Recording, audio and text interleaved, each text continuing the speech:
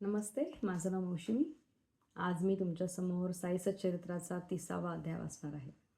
या दोन गोष्टी आहेत. एक वणीच्या बद्दल एक गोष्ट आहे आणि दुसरी मुंबईच्या बद्दल.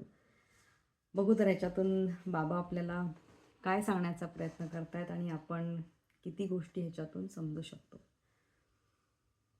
काकाजी वैद्य वणीचे आणि दुसरे आहेत मुंबईचे रामलाल. दयामूर्ती भक्तवत्सल साईनाथांना वंदन असो. फक्त त्यांच्या दर्शनानेच ते भक्तांचे संसार भय दूर करतात आणि संकटांतून मुक्त करतात.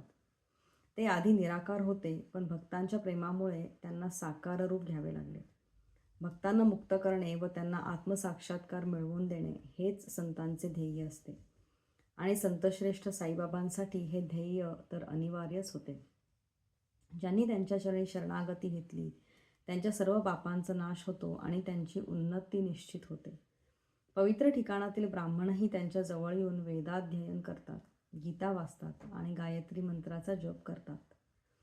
आम्ही दुर्बल गुणहीन असल्यामुळे खरी भक्ती काय हे आम्हाला ठाऊक नाही, पण एवढं नक्की माहीत आहे की इतर सगळे आम्हाला सोडतील, पण साईनाथ कधीच आम्हाला सोडणार नाही.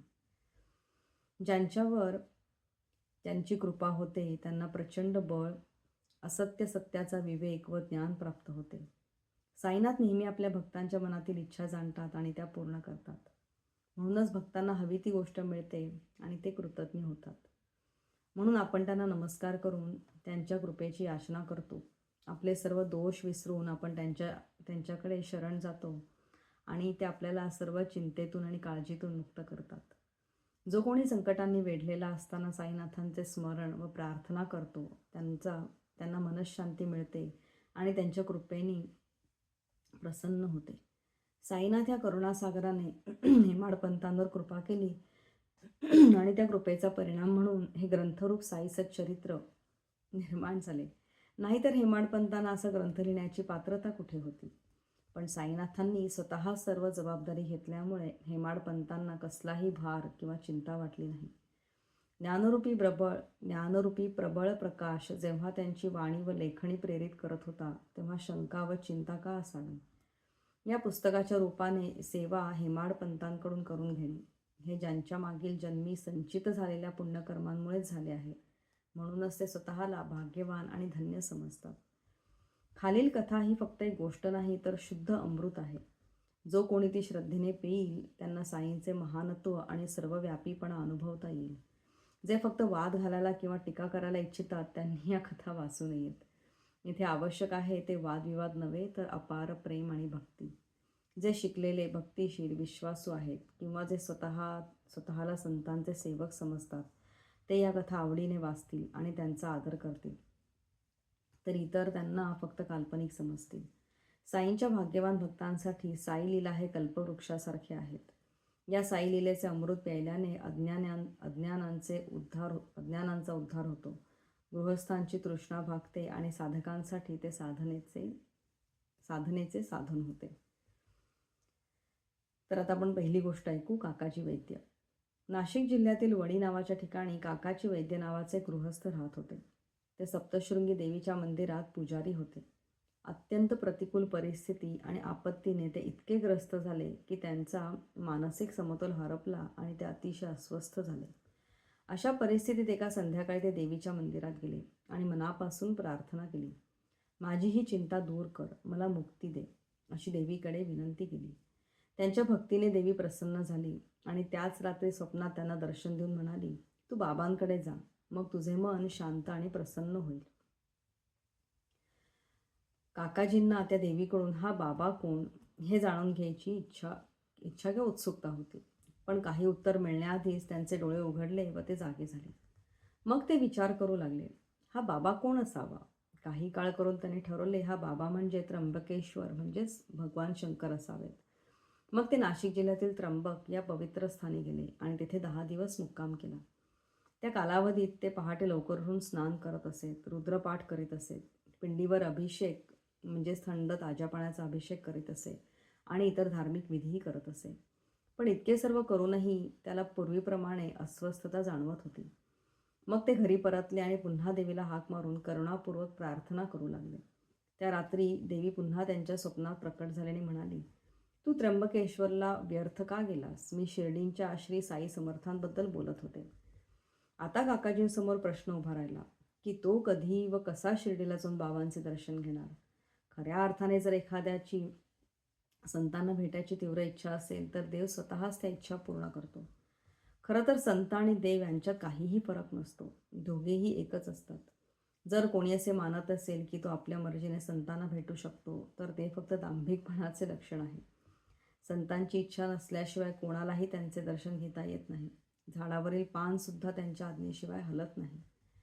भक्ताला संतांना भेटण्याची जशी जास्त उत्कटता असते तशीच त्यांची इच्छा लवकर व प्रभावीपणे पूर्ण होते. जो कोणाला भेटीसाठी बोलवतो तोच त्यांच्या स्वागताची सारी व्यवस्थाही करतो आणि हेच काकाजींच्या बाबतीतही घडले. श्यामाची व्रते. काकाजी शिर्डीला जाण्याचा विचार करीत असताना त्यांच्याकडे एक पाहुणा आला आणि त्याला शिर्डीला नेण्यासाठी आग्रह करू लागला. तो पाहुणा दुसरा कोणी नसून बाबांचा अतिशय निकटचा आणि जिवलग भक्त श्यामा होता. आता आपण पाहू तो वणीला कसा आणि का आला. श्यामा लहानपणी खूप आजारी पडत असे श्यामा लहानपणी खूप आजारी पडला होता. त्यावेळी त्याच्या आईने वणी येथील कुलदेवता सप्तशृंगी देवीला नवस केला होता की माझा मुलगा बरा झाला तर मी त्याला तुझ्या पायाशी आणून समर्पित करेन. काही वर्षांनी श्यामा बरा झाला, पण त्या दरम्यान आईलाही स्तनांवर भयंकर फोड आले. त्यावेळी तिने पुन्हा देवीला नवस केला की मी बरी झाले तर तुला 2 चांदींची स्तनं देईन. हे दोन्ही नवस अपूर्ण राहिले. मृत्यूप्रसंगी तिने आपल्या मुलाला श्यामा याला जवळ बोलावून त्या नवसाची आठवण करून दिली आणि तू हे नवस पूर्ण कर अशी त्याच्याकडून शपथ घेतली आणि त्याच्यानंतर तिने प्राण सोडले. काही काळानंतर श्यामा त्या नवसांना विसरला आणि असेच 30 वर्षे निघून गेली. यात सुमारास एक नामांकित ज्योतिषी शिर्डीत आला आणि महिनाभर तेथे राहिला. बापूसाहेब बोटी व इतरांच्या बाबतीत त्याने केलेली भाकिते खरी ठरली आणि सगळेच त्याच्यावर खुश झाले. श्यामाचा धाकटा भाऊ बापाजी याने त्या ज्योतिषाचा सल्ला घेतला. त्याने सांगितले की त्यांच्या आईचे जे नवस मोठ्या भावाने पूर्ण करण्याचे वचन दिले होते ते अद्याप पूर्ण झालेले नाहीत.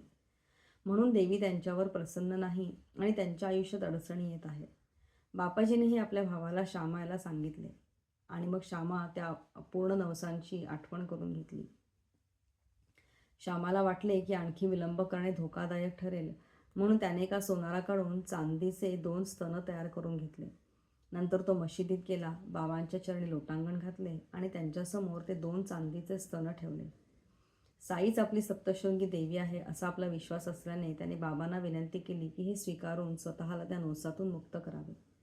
तेव्हा बाबांनी श्यामाला स्वतः सप्तशृंगी देवीच्या मंदिरात जाऊन तिच्या पायाशी हे अर्पण करण्याचा आग्रह धरला. मग बाबांची परवानगी व उदी घेऊन तो वणीकडे निघाला आणि काकाजीच्या घरी पोहोचला. त्यावेळी काकाजी बाबांना भेटण्यास आतुर होते आणि अगदी त्या क्षणी श्यामा त्यांना भेटायला गेला. किती अद्भुत दैवी योगायोग. काकाजींनी त्यांना विचारले की ते कोण आहेत आणि कुठून आले आहेत. श्यामा शिर्डीहून आला आहे हे समजताच काकाजींनी त्याला प्रेमाने मिठी मारली. तो प्रेमाने इतका भारावून गेला होता. मग दोघेही साईलीला बोलू लागले आणि श्यामाच्या नवसाची पूर्तता करून दोघे शिर्डीकडे निघाले. तिथे पोहोचल्यावर काकाजी मशिदीत आले आणि बाबांच्या चरणी लोटांगण घातले.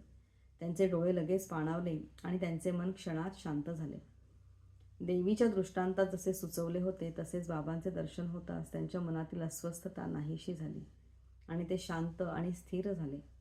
काकाजी मनाशीच विचार करू लागले, काय अद्भुत सामर्थ्य आहे हे. बाबांनी काही बोलले नाही, ना प्रश्न ना उत्तरे, आशीर्वादही उच्चारला गेला नाही. फक्त दर्शनानेच मनाला इतकी प्रसन्नता लाभली. माझ्या मनातील अस्वस्थता केवळ दर्शनाने नाहीशी झाली आणि आनंदाची जाणीव झाली. यालाच दर्शनाचे महानत्व म्हणतात. त्यांचे डोळे साईच्या पायांवर खिळून राहिले आणि ते निःशब्द झाले. बाबांच्या लीला ऐकून त्यांचा आनंद गगनात भिडला. त्यांनी स्वतःला पूर्णपणे बाबांना अर्पण केले. चिंता व काळजी विसरले आणि अखंड सुख प्राप्त केले. ते 12 दिवस शिर्डीत आनंदाने राहिले आणि बाबांकडून उदी व आशीर्वाद घेऊन परतले. रहाट्याचे खुशालचंद.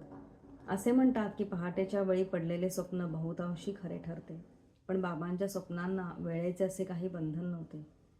उदाहरणार्थ, एका दुपारी बाबांनी काकासाहेब दीक्षित यांना सांगितले की रहाट्याला जाऊन खुशालचंदांना घेऊन या, कारण मला त्यांना भेटून बराच काळ झाला आहे.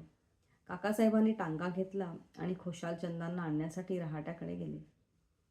त्यांनी खुशालचंदांना भेटून बाबांचा संदेश दिला. हे ऐकून खुशालचंद आश्चर्यचकित झाले आणि म्हणाले की ते दुपारच्या जेवणानंतर ते डुलकी घेत होते तेव्हा बाबांनी त्यांच्या स्वप्नात येऊन त्यांना तात्काळ शिर्डीत येण्यास सांगितले. त्यांच्याकडे त्यावेळी घोडा नव्हता, म्हणून त्यांनी आपला मुलगा बाबांना कळवण्यासाठी पाठवला होता. तो मुलगा गावाच्या सीमेपास जात असतानाच दीक्षितांचा टांगा आला. मग दीक्षित म्हणाले की मला बाबांनी तुम्हाला शिर्डीत आणण्यासाठी पाठवले. त्यावेळी ते दोघेही टांग्याहून शिर्डीकडे परत आले. खुशालचंदांनी बाबांचे दर्शन घेतले आणि सर्वजण आनंदी झाले. ही लीला पाहून खुशालचंद अत्यंत भावूक झाले. मुंबईचे रामलाल. एकदा मुंबईतील रामलाल नावाचे गृहस्थ या गृहस्थाला स्वप्नात बाबा दिसले आणि त्यांना भेटायला येण्यास सांगितले. बाबांनी त्यांना संतांच्या रूपात दर्शन दिले. पण हा संत कोण आहे आणि कुठे राहतो हे रामलालांना माहिती नव्हते. तो संत कोण आहे हे त्यांना माहीत नसल्यामुळे रामलाल त्यांना भेटायची इच्छा असूनही काय करावे हेच ठरवू शकत नव्हते. पण ज्या संताने कोणाला बोलावले तोच त्यांच्या भेटीची आवश्यक ती सोय करतो. याचप्रमाणे तिथेही असेच घडले. त्याच दुपारी रस्त्याने चालताना त्यांना एका दुकानात एका संताचे चित्र दिसले. त्या चित्रातील संत अगदी स्वप्नात दिसलेल्या संतासारखेच होते. चौकशी केल्यावर कळले की ते चित्र शिर्डीतील साईबाबांचे आहे. थोड्याच दिवसात ते शिर्डीला गेले आणि मृत्यूपर्यंत तिथेच राहिले. अशा प्रकारे बाबांनी आपल्या भक्तांना शिर्डीत दर्शनासाठी आणले आणि त्यांच्या इच्छा आकांक्षा पूर्ण केल्या. श्री साईंना नमस्कार. सर्वांना शांती लाभो.